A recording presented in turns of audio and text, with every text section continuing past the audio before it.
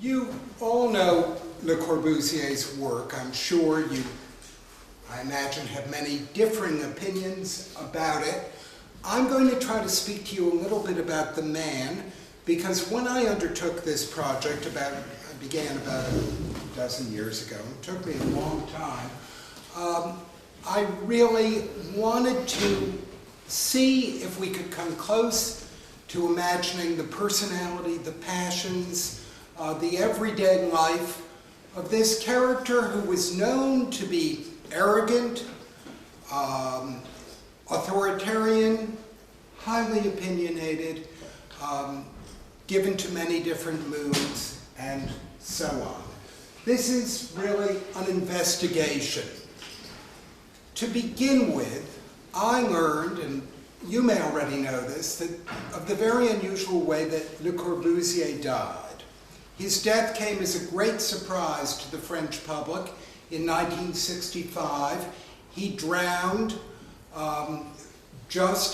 in the Mediterranean, just off the coast of a little house that he had in southern France. His death itself has always been a mystery and formed part of my investigations. Became a little bit of an obsession of mine because I discovered, as I got to know Corbu, that this man who was so passionate about architecture and about everyday living was lifelong obsessed with death. The deaths of the people he loved had an enormous impact on him. The deaths of certain pets had a great impact on him. And finally, I found myself wondering if he thought that his own death, like so many other things, was within his control, because control was a vital issue for him. After he died, he had all the fanfare that he didn't have during his lifetime. Now, early in my investigation, I had the good luck of meeting his doctor, a man called Jacques Hindermeyer, who was in his 80s when I first met him, with an office on the Boulevard Saint-Germain. This man, Hindermeyer, had, as a young man, treated Corbu in the last years of Corbu's life. Dr. Hindermeyer told me that Le Corbusier had said, "Do not attend my funeral. It'll be a carnival. It'll be all those people who mocked me during my life, who fought me, who put me down, who treated me like an octopus being hacked up by fishermen. Those same people will now stand up there and speak of me in great glory. Don't participate in the hypocrisy." Indeed, the funeral, with thousands of people attending, broadcast on French television, taking place in the grand courtyard of the Louvre, was an event of great ceremony. André Malraux, whom you see here on a photo taken when he was working with Le Corbusier in India at Chandigarh, gave the main eulogy. And I discovered very late in my investigations that Malraux's presentation was a perfect example of everything that Le Corbusier had said his funeral would be. Malraux decided that at Corbu's funeral there should be earth from the Acropolis and there should be water from the Ganges. So the day before the funeral, this is because, of course, of Corbu's connection with Greece and Corbu's connection with India. So the day of the funeral, he telephoned the Indian ambassador to Paris and said, "I need water from the Ganges." And the ambassador said, "But this is impossible. We can't get that here for tomorrow." Malraux, with great ceremony, used water that came out of the tap of the sink of the men's room of the Indian embassy. But the public was convinced. Looking into Corbu's life, I discovered so much that was unknown. When we think of many of the great figures of the 20th century, Picasso, Matisse, Frank Lloyd Wright. We're very aware of their personal lives. Most of us have a sense of whether they were married, whether they had many women, whether they had few, what the story was. Very few people even realized that Le Corbusier was married to a salty, colorful, intrepid woman from Monaco, Yvonne. But as John said earlier, the other woman of great importance in his life was mother. La Petite Maman, as he called her. She lived to be 99, though by the time she died, the press had her at 101. Corbusier seemed to have added a year so that she had a big 100th birthday celebration. But she was the person I discovered who had an enormous pull on him. I spent 2 years essentially reading the letters that he wrote her, and it was there that he revealed a lot about his persona. He was one of 2 brothers. You see him here with his older brother Albers and their parents. His father was a watchmaker. Mother taught the piano. He grew up in a town called La Chaux-de-Fonds, which he called La Chaux-de-Shit. He hated it. He thought it was grim and gray. Couldn't wait to get out of there.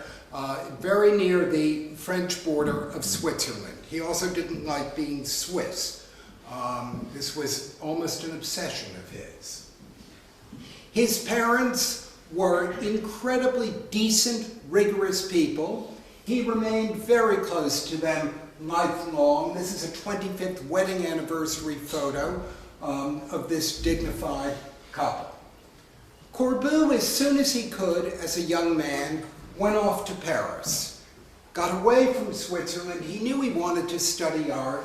He began to do watercolors of the view from his window. He studied art. He climbed Notre Dame. He could only afford to be in a modest garret. He hacked around, and here he is in a picture with his brother. He's taken the photograph and turned himself into the devil. He saw himself as the devil compared to his older brother. They were very close. He developed an interest in women. He loved drawing women together. This was a personal obsession of his, the theme of women together. He sketched them all the time, passionately.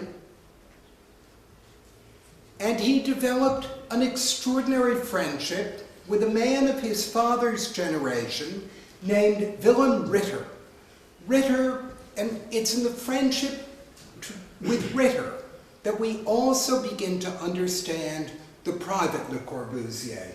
Corbusier as he really was. This is a sketch of Ritter. Ritter was also Swiss, from the world that Corbusier considered repressed, tight, no ability to express oneself. Ritter exemplified the life of passion. He moved to Munich. He became a devout Catholic, a passionate music critic, a novelist, and openly homosexual. And that Corbusier developed almost a mentor relationship with him, with Ritter as his mentor, is quite extraordinary because Corbusier was neither Catholic nor musical nor openly homosexual. But what he loved about Ritter was the life of passion, the life of engagement, nothing held back, an escape from what he considered to be the Calvinism with which he had grown up. This is a photo that he sent his parents of himself with his brother. It was not a hit. They didn't think the postcard was funny. But Corbusier always wanted to go for a life of extremes. When he was in his 20s, he went off on a trip to the East. Some of you may have seen his journal of it. It gets translated with the title Journey to the East or Voyage to the East. He went with a friend called Klipstein. It is a fantastic turning point in his life. He became obsessed with the rural architecture of the Balkans. To begin with, travel was an opening point for him. His very first trip from Switzerland had been to Italy.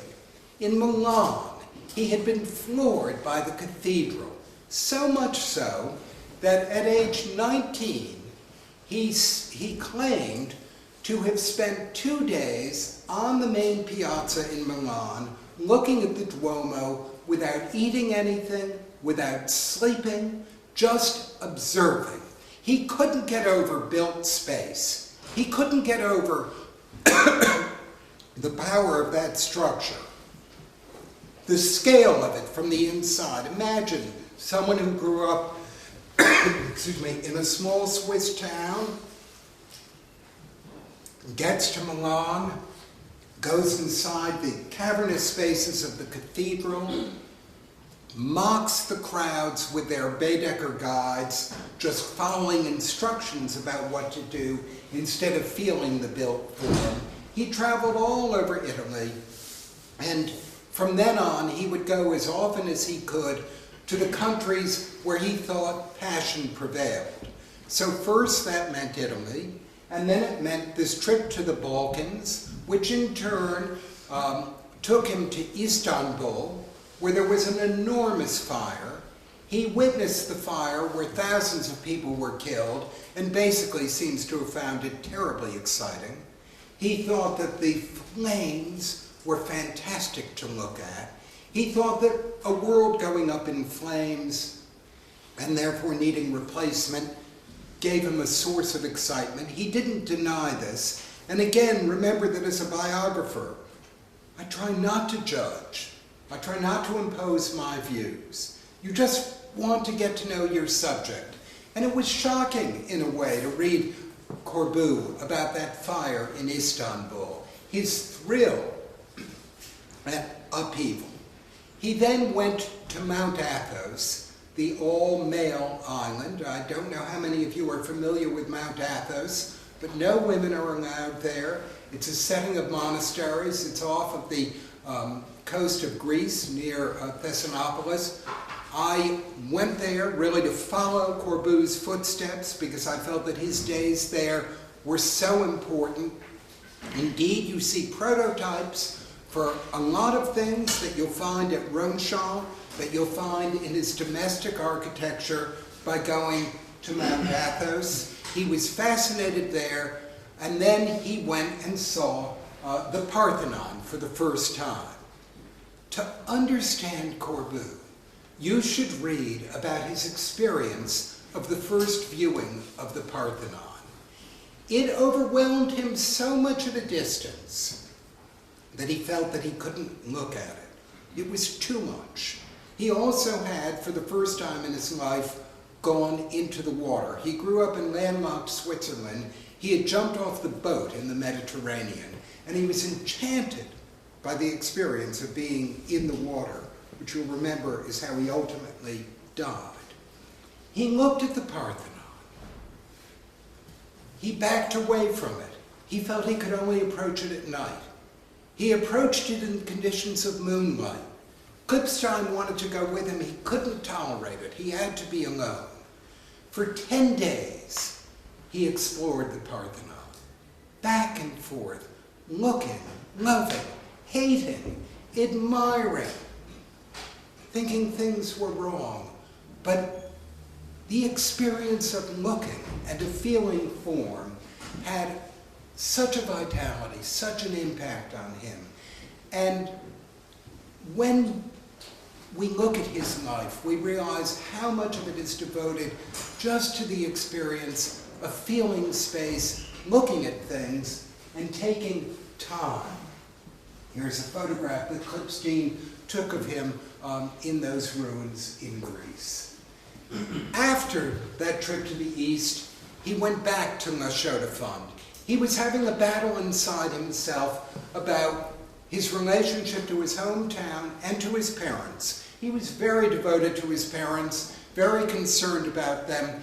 His older brother, Albert, was a musician, dysfunctional a lot of the time, given to great bouts of depression, terribly eccentric, and probably the preferred child of their parents. And Corbu, as the younger son, had a great sense of responsibility. He went back, he lived in a barn. If you look at that barn and you read his experience of looking at the ceiling, you become convinced that there are elements of it as well in Roche. The sight of the soaring ceiling meant a lot to him.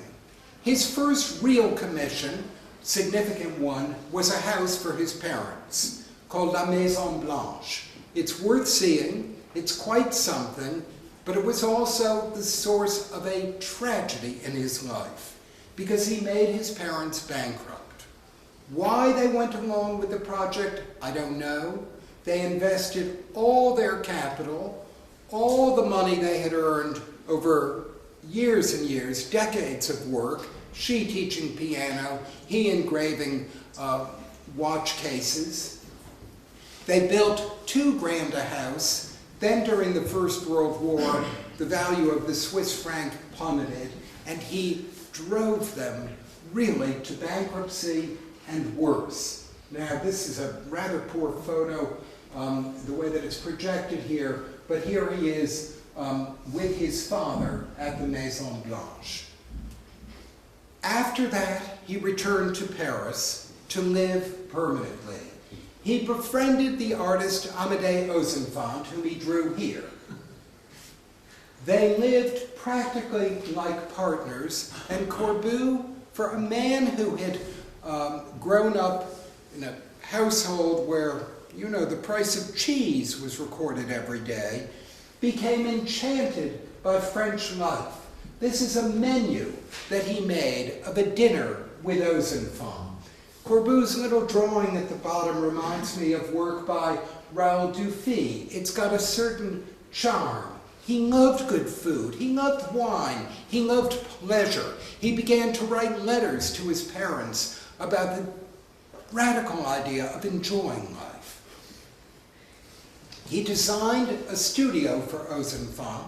I don't know how many of you have seen this. It's still standing in Paris. It's now privately owned, and one can get in on occasion.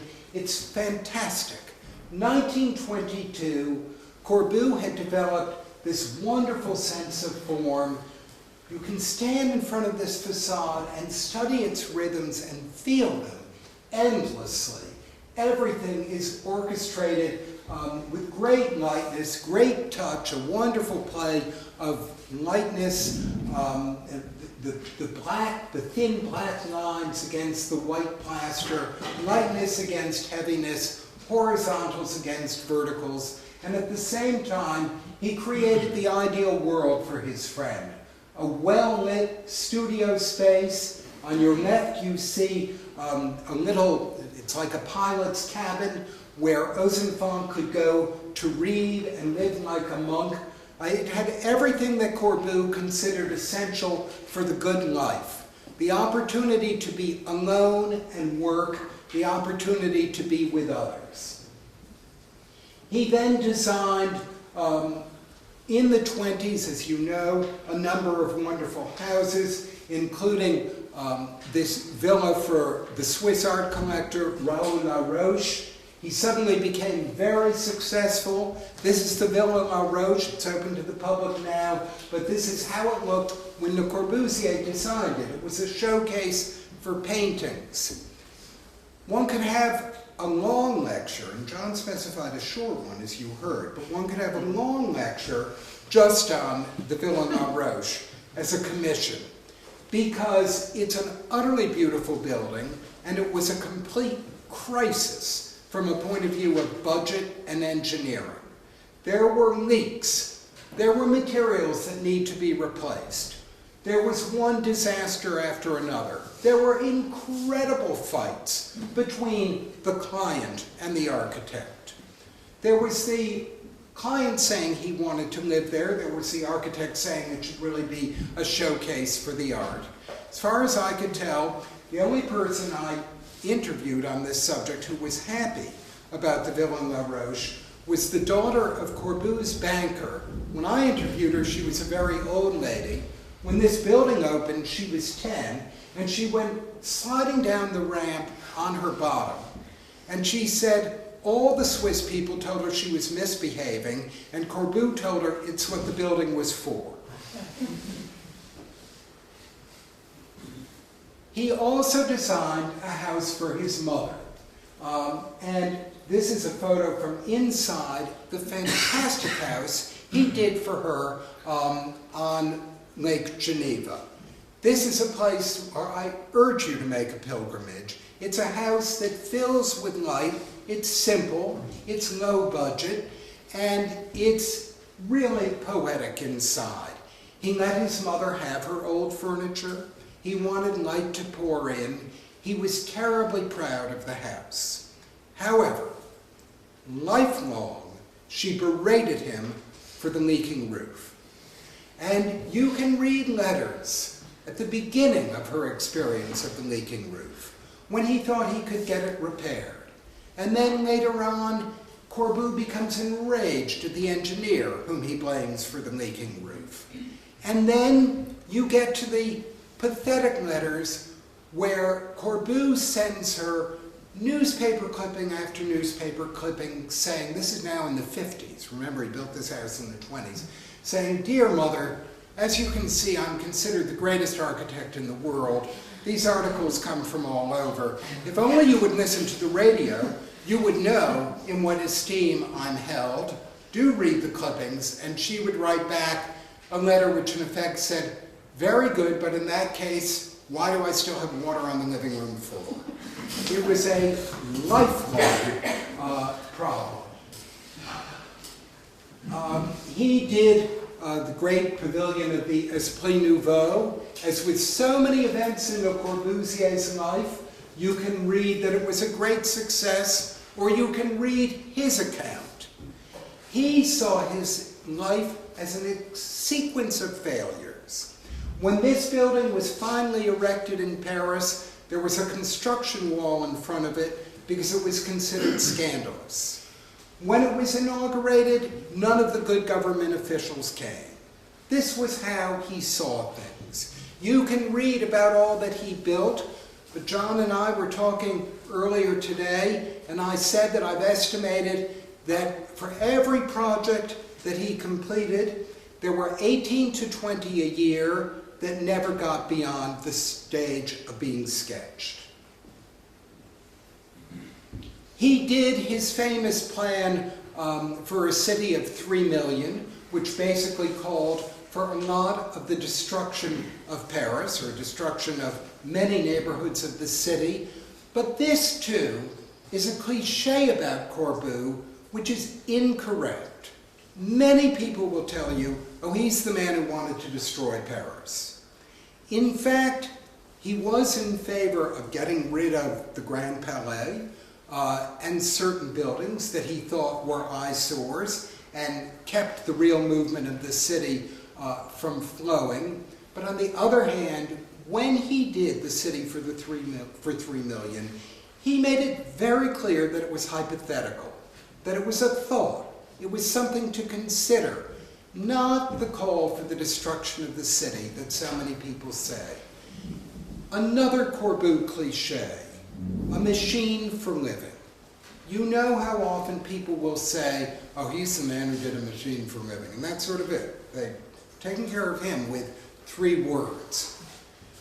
He said those words, ironically, to someone on a street corner when he felt under attack in a nasty conversation. He wrote a great deal about what he really meant by those words. And what you discover about Le Corbusier, what I discovered as I got closer and closer to him through research, is that it was the living that interested him. He was intensely human in many ways. And if he said a machine, it was because he gave a priority to human life within. Now this is how he lived, in a cluttered apartment full of books, paintings, objects, life, food, and starting in the 20s, the salty woman from Monaco, the dressmaker's assistant, Yvonne, with whom he was then living. To live with a woman in the 20s was scandalous. He never told his parents. He had Yvonne, when he went home to his parents, She had to write in a way so that his mother and father didn't realize he was living with someone. And she was a character. I made it my subspecialty to learn Yvonne's dirty jokes. And they're quite extraordinary. She was famous for them. She was outrageous. He was devoted to her. He was devoted to his father, whose death deeply saddened him in the mid-20s. I referred to Corbu being obsessed with death. I found a letter that he wrote a year after his father died, when he referred to his dear father in a very painful stage of stomach cancer, and then he referred to having made arrangements with a doctor for a little needle, which would bring the anguish to an end.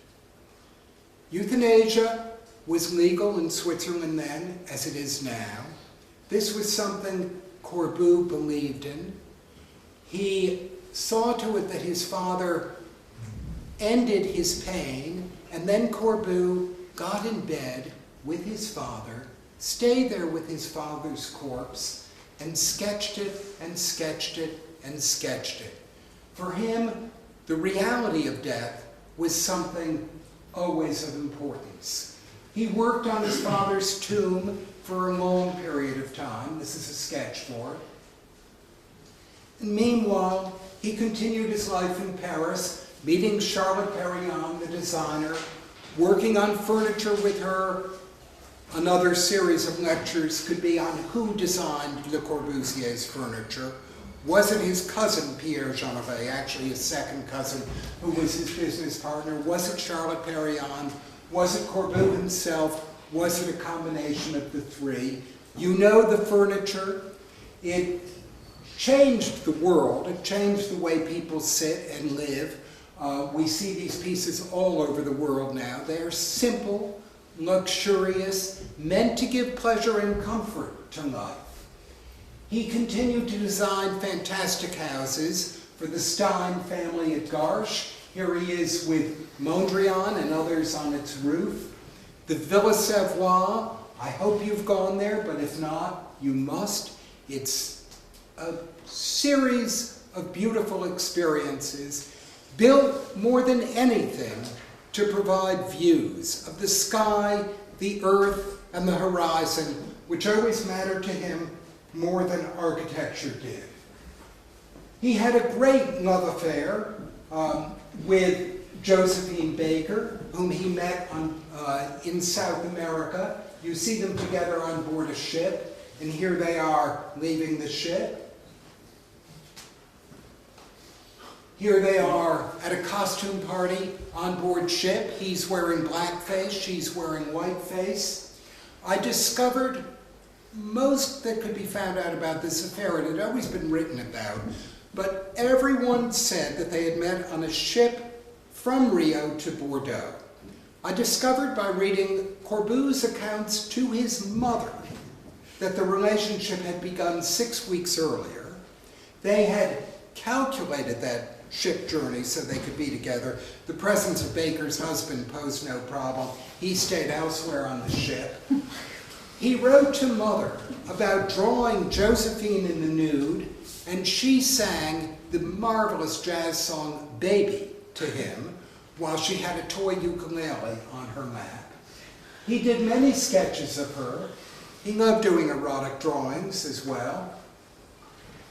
And then, 2 months after getting off the ship with Josephine, he married the woman to whom he was living, Yvonne. You see him here with her family in the south of France. He was someone who, as I said, took great pleasure in life. He loved good cars. He designed a car. He loved swimming and being at the beach with Yvonne. He would go home to Mother with his beloved dog, and he was crazy for his dogs, obsessed with the dog he called Passo. I was well along in my research, and I told my wife about finding Corbu's copy of Don Quixote, which he had covered with Passo's hide after Passo died. my wife thought that I was hallucinating. And it was only when she went to Corbusier's library with me and actually saw the book that she realized that it wasn't my invention. She's a novelist, and she thought only a novelist could have come up with that. But indeed, not only did Corbu so love his dog, and then so obsess over the dog's death, that he bound Don Quixote, his favorite novel, in that hide, but he had a taxidermist take Passo's jaw and make it into a device that opened and shut. And he would look at that jaw opening and shutting when he planned the doors of the High Court at Chandler. Here he is, dressed as a cleaning lady. He had a lifelong battle to convince his mother to hire a cleaning lady. And it was really France against Switzerland, the good life against Puritanism. She refused to hire anybody, and he thought her life would change if she stopped cutting the grass and washing floors when she was 90. And he finally sent her this photograph of himself, explaining how necessary it was. He went to Russia 3 times. Here you see him with Sergei Eisenstein. He would build for anybody. He wanted to build for Lenin, he wanted to build for Mussolini, he wanted to build for the French. He did a palace for the Soviets. He was enchanted, briefly, with communism. In 1930, in the middle of that enchantment, he did one of the first modern buildings on the outskirts of Paris. He made Yvonne live there. She hated it. She told the photographer, Andrei Kertész, that she thought as if she were living in Siberia. The photographer Brazil, that she felt as if she were living in Siberia. She missed where she was, but he wanted her in a modern apartment. She began to drink like crazy, enjoy her pranks. Here's Yvonne in a typical Yvonne moment. Picture this woman in that modern apartment, which she hated, complaining to friends that he had put the toilet and the bidet in the middle of their bedroom, that there was no privacy. Picture her when Walter Gropius arrived from the Bauhaus in 1930. She opened the door and she said to him, she didn't even say hello. She said, "Have you seen it?" This is in French, of course, but he said, "What, madame?" "My ass." That was Yvonne.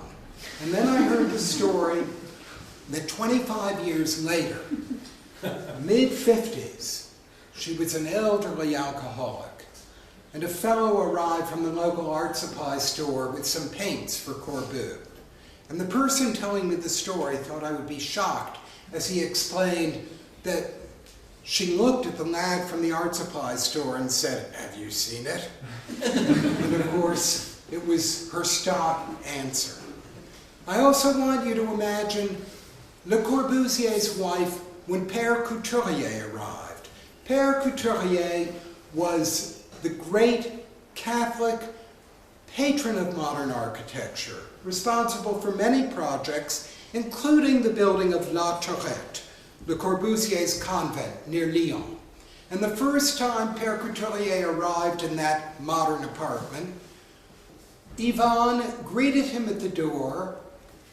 "Bienvenue, Monseigneur," she said like a well-brought-up French Catholic girl.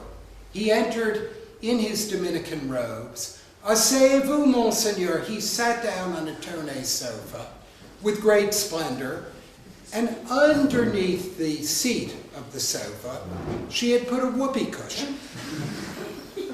We know this story because Le Corbusier told it to everybody with great pride. He hated pretense, he loved good humor, and he was pretty childish in his ways. He was also very compassionate.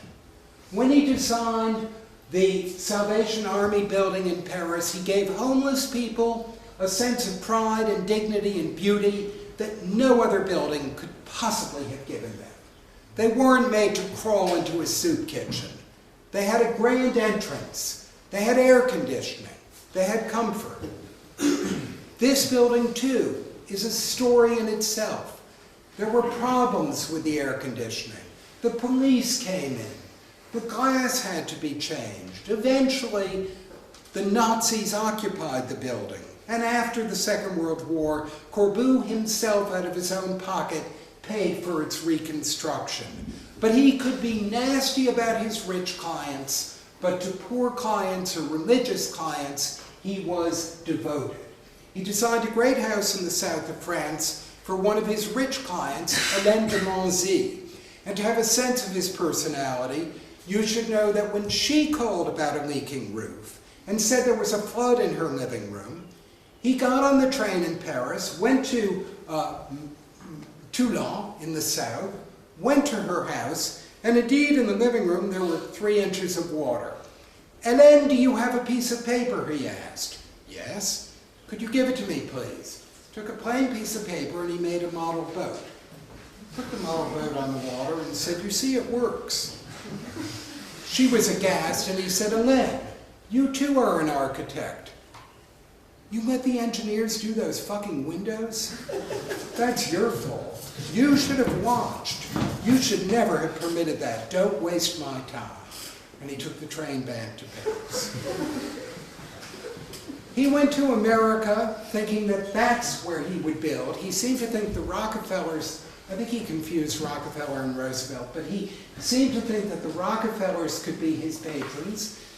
Many different accounts about the adventure in America.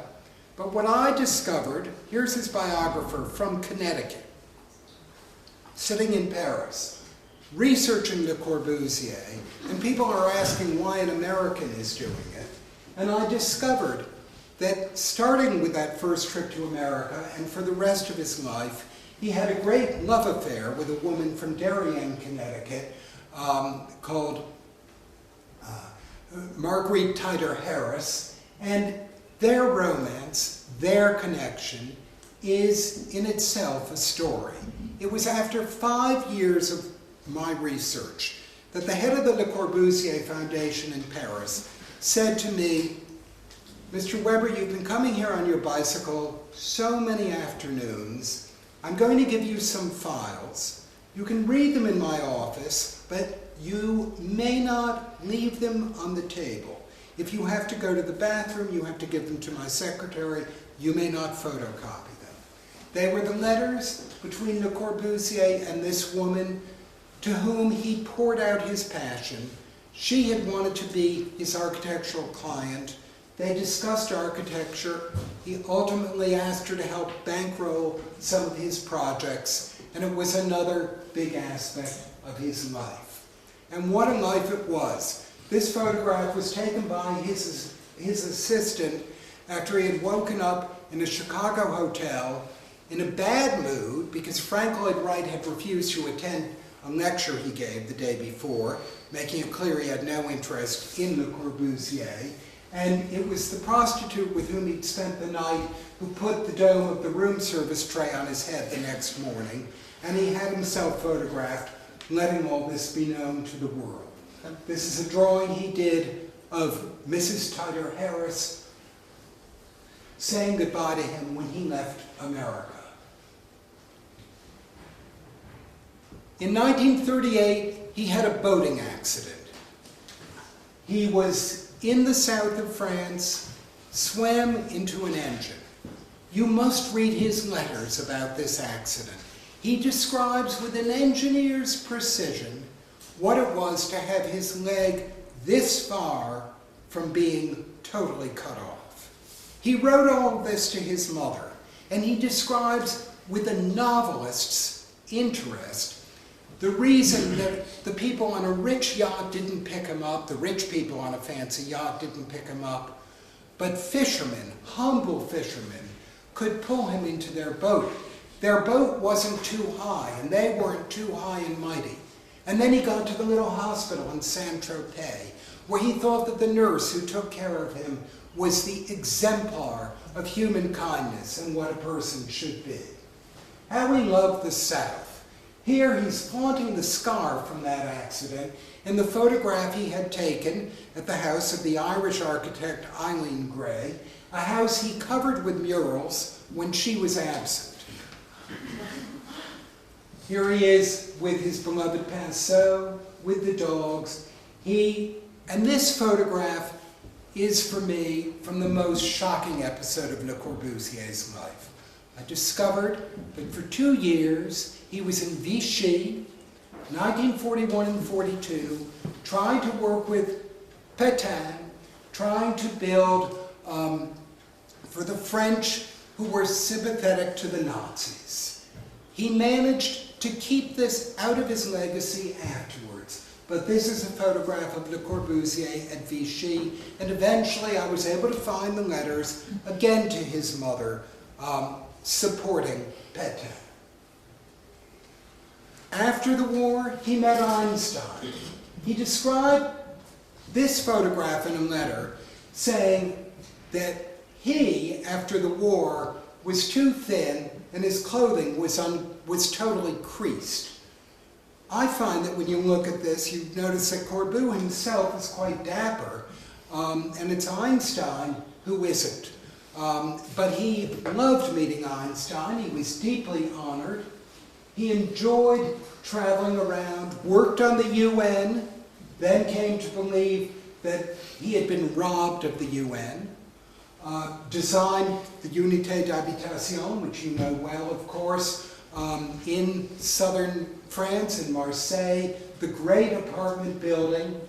One of his great days of pride was having Picasso go to that building when it was a building site, and it was one of the few occasions when Yvonne went to see a project Corbu was working on. And I think in this photograph with Yvonne and Picasso, Le Corbusier, and François Gillot is also in it, you have the feeling of the life Le Corbusier liked to live, of a happy Mediterranean man. He and Yvonne built their dream house. It's the size of a cabin. It's tiny, along the coast of southern France. Here it is. It's a remarkable thing to see. You understand his love for nature and simplicity. This is the table that was his desk and dining room table. And then he went to India. Nehru was his greatest client. The adventure in India produced his fantastic buildings. Moments of great joy for him. He was more at home in India than anywhere else. He did the Mill Owners Building, which is a breathtaking work with no distinction in some places between the inside and the outside. The climate permitted him to build without windows. This man who was obsessed with the universe and the sky could in effect let them in. He did the great High Court, spoke with his fellow architects, and every day asked if he should paint those entrance columns, and every day they said no, and every day he said he would take their advice, and then after 3 weeks he painted them the colors of the Indian flag as they are now.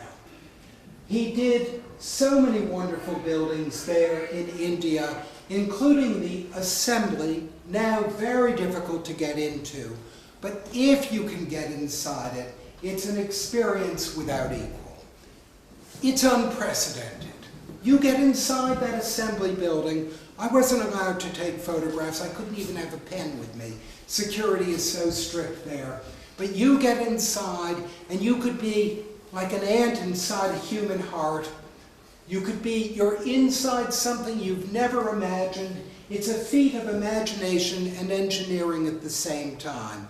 Try as I did to understand this man. I can't quite understand the genius of this imagination. And then came Ronchamp, the project he turned down, then accepted, ultimately not permitting his mother to come to the opening because he didn't want anyone to know they were Protestant. He had such problems with the Catholic Church who objected to the way that he did this wonderful structure.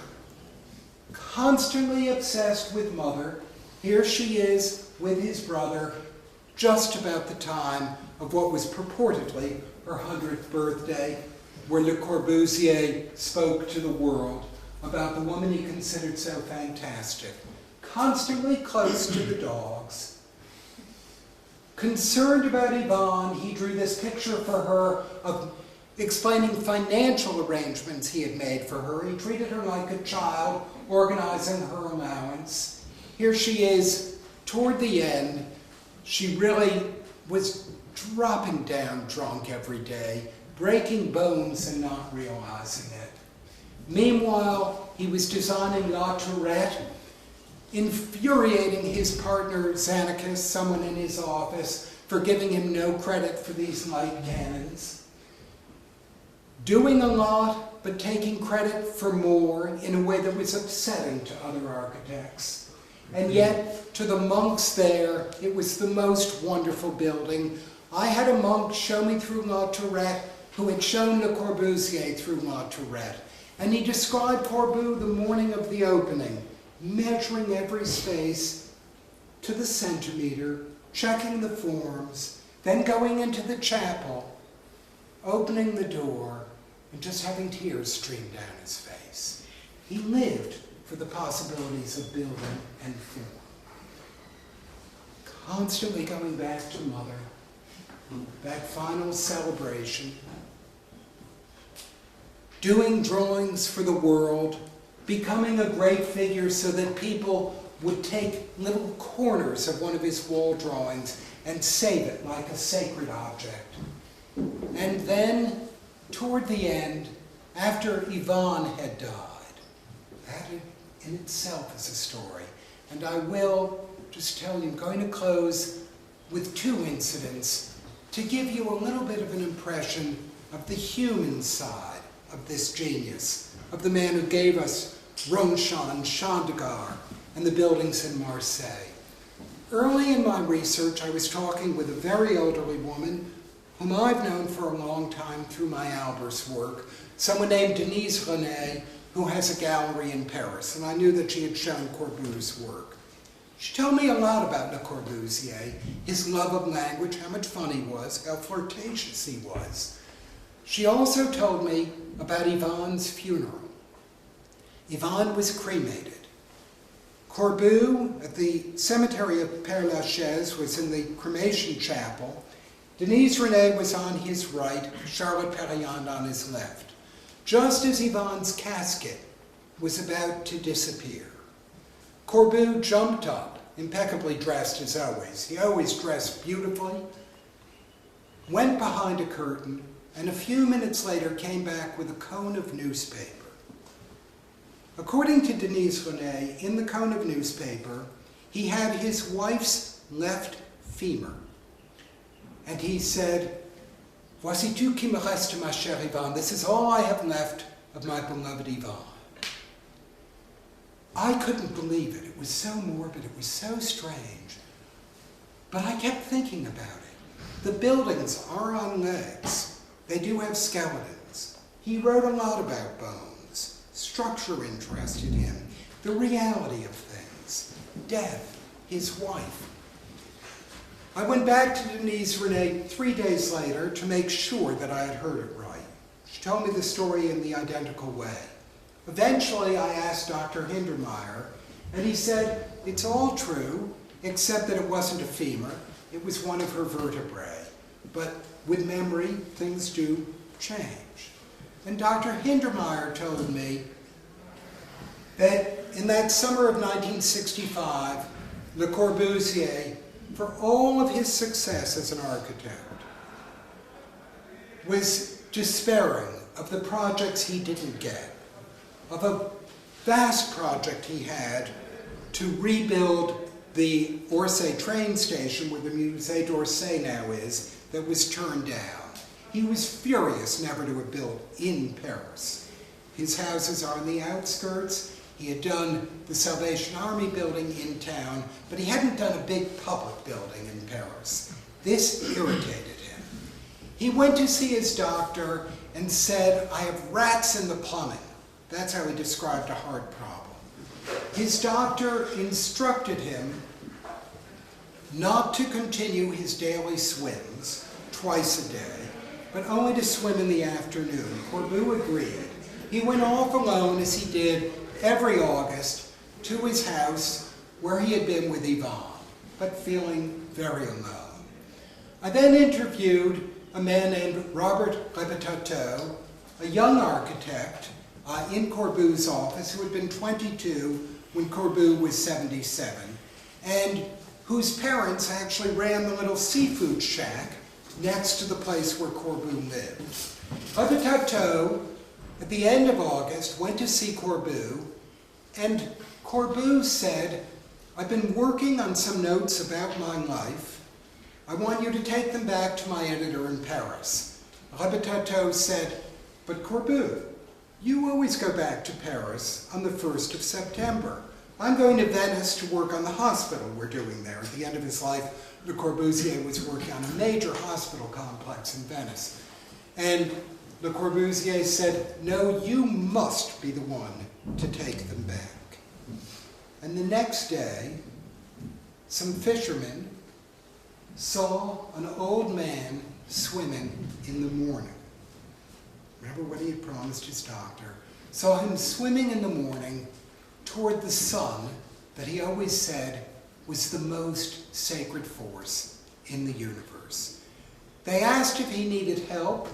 They were puzzled to see an old man swimming, and he said no and waved with a smile, and that was his last swim. Anyway, I thank you for listening, and I'm glad to do it.